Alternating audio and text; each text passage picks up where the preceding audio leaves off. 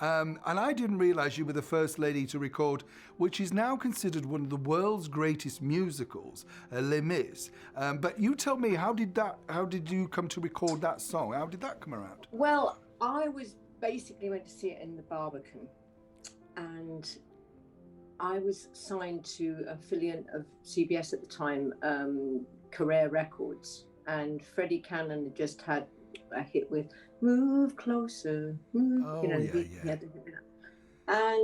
I was supposed to be recording 3 of my songs that I'd written, and I went to the Barbican, saw this show, and I just was blown away.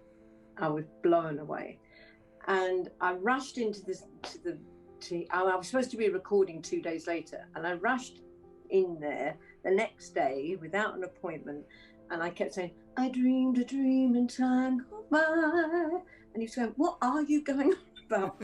I said, "I've got to record this song." I said, "Please let me record this song." And he said, "No." Well, he said, "Well, anybody who doesn't want to record their own songs." And of course, then he said it was some silly musical, and I convinced them in the end.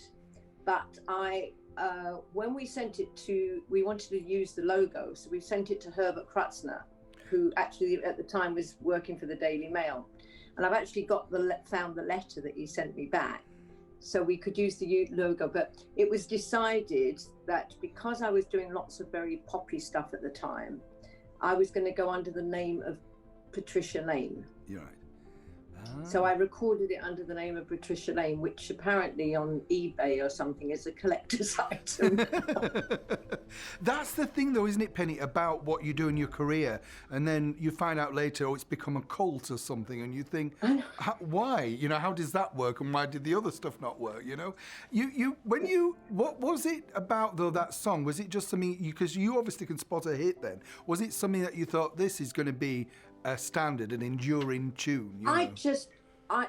That musical absolutely just blew me away, and and at the time, I think the next day they had really bad write-ups. Yeah. It wasn't like it was acclaimed, it wasn't.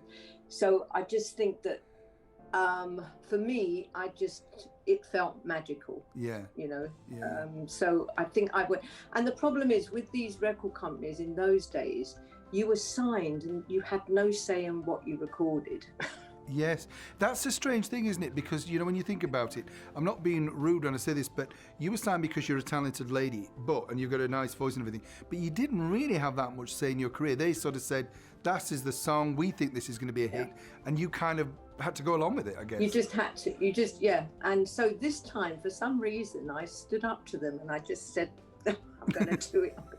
So much so that I wrote to Herbert Krutzner and said, because they said if we can use the logo, that maybe we'll release it. So at that time we hadn't got permission. Yeah. So I wrote to him and sent him the copy and said,